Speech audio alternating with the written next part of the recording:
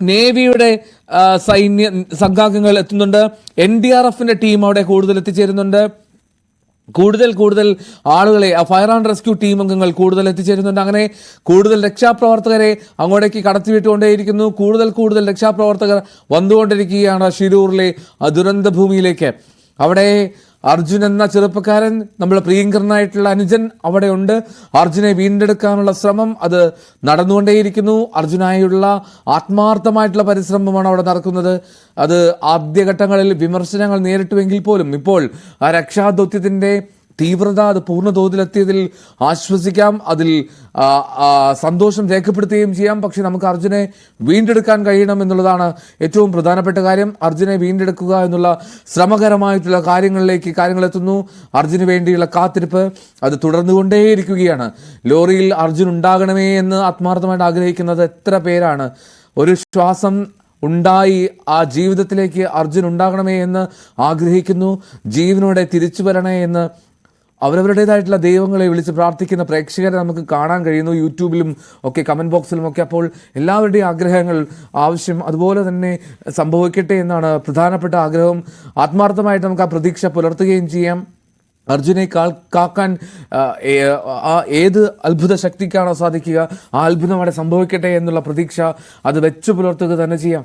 എന്താണെങ്കിലും നേരത്തെ scuba divers സംഘം ആ ലോറി കിടക്കുന്നു എന്ന് പറയുന്ന ഭാഗത്തെത്തി അവിടെ പരിശോധന നടത്തിയിരുന്നു. അവിടെ പരിശോധന തുടരുകയും ചെയ്യുന്നുണ്ട്. കൂടുതൽ സംഘം അവിടേക്ക് എത്തുന്നുണ്ട്. പല വിധത്തിലുള്ള സംഘങ്ങൾ, അതായത് NDRFൻ്റെയും SDRFൻ്റെയും സൈന്യത്തിൻ്റെയും ഒപ്പം ഫയർ ആൻഡ് റെസ്ക്യൂ ടീമിൻ്റെയും ഒക്കെ ആളുകൾ അവിടേക്ക് കൂടുതലായി എത്തുന്നു. ലോറി കണ്ടെത്തിയ സാഹചര്യം അത് വളരെ പോസിറ്റീവായി തന്നെ നമുക്ക് കരുതണം, വളരെ പോസിറ്റീവായി തന്നെ അതിനെ കാണണം. ഈ വാഹനം ഉയർത്തി എടുക്കുക എന്നുള്ളത് അത് എത്രത്തോളം പോസിറ്റീവാണ്, എത്രത്തോളം പോസിബിളാണ് എന്നുള്ളതൊക്കെ നമുക്ക് അത് ആലോചിച്ച് തീരുമാനിക്കേണ്ടി വരും. അതൊക്കെ ആലോചിക്കാൻ കൃത്യമായ ഒരു എഞ്ചിനീയർമാരുടെ സാന്നിധ്യമൊക്കെ അവിടെ നമ്മൾ പ്രതീക്ഷിക്കുന്നു. അതല്ല ഈ ക്യാബിൻ മാത്രം കട്ട് ചെയ്ത്, അല്ലെങ്കിൽ ക്യാബിൻ മാത്രം അറുത്തെടുത്ത് ഉയർത്തുക എന്നുള്ളതായിരിക്കാം ഒരുപക്ഷെ മറ്റൊരു പോംവഴി. പക്ഷേ അതും ഈ തടസ്സമായി നിൽക്കുന്നത് ഈ ചെളിയും തീരെ കാഴ്ച നൽകാത്ത, അല്ലെങ്കിൽ തീരെ വിസിബിലിറ്റി ഇല്ലാത്ത ആ വെള്ളവുമാണ്. നമുക്കറിയാവുന്ന പോലെ അത്രമാത്രം ചെളിയും മണ്ണും അവിടെ ഉണ്ട്. അവിടെ കുത്തിയൊലിക്കുന്ന പുഴയാണ്. ആ കുത്തിയൊലിക്കുന്ന പുഴയിൽ ഈ ചെളിയും മണ്ണും കൂടി കലർന്ന് കാഴ്ച പരിമിതി വലിയ പ്രശ്നം സൃഷ്ടിക്കുന്നുണ്ട്. സ്കൂബ ഡൈവേഴ്സിനും അത് പക്ഷേ പ്രതിസന്ധിയാകുന്നുണ്ട് എന്നാണ് മനസ്സിലാക്കുന്നത്. പക്ഷേ പരമാവധി അർജുനിലേക്ക് എത്താൻ അവർക്ക് ഇന്ന് തന്നെ ഈ മണിക്കൂറിൽ തന്നെ കഴിയുമെന്ന് നമുക്ക് പ്രതീക്ഷ വെക്കുകയാണ്. അല്പസമയത്തിനകം തന്നെ അവരെത്തും.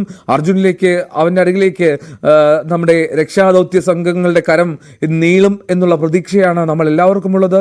പോലീസ് സ്ഥിരീകരിച്ചു, കർണാടക റവന്യൂ മന്ത്രി സ്ഥിരീകരിച്ചു. ഇനി അർജുനെ തേടി മറ്റൊരിടത്തേക്കും പോകണ്ട, അവിടെ അർജുനുണ്ട് എന്നുള്ളതിൽ ഒരു വ്യക്തത വന്നിട്ടുണ്ട്. ഒരുപാട് സങ്കീർണതകൾ ഇനിയും ഉണ്ട്, ഒരുപാട് കാര്യങ്ങൾ. ഈ 9 ദിവസമായുള്ള അതിജീവനത്തിൻ്റെ വെല്ലുവിളി അർജുനെ നേരിടുന്നു. മറ്റൊന്ന്, ഈ രക്ഷാദൗത്യത്തിൽ മഴയും അത് വലിയ വിഘാതം സൃഷ്ടിക്കുന്നുണ്ട്, വലിയ തടസ്സം സൃഷ്ടിക്കുന്നുണ്ട്.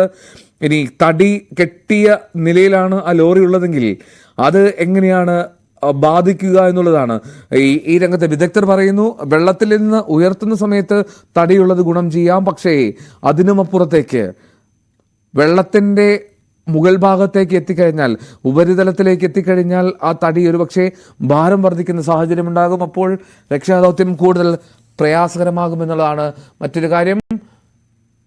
കേണൽ മോഹൻ പിള്ള ഇപ്പോൾ നമ്മോടൊപ്പം ടെലിഫോൺ ലൈനിൽ ചേരുന്നുണ്ട്. കേണൽ, ഈ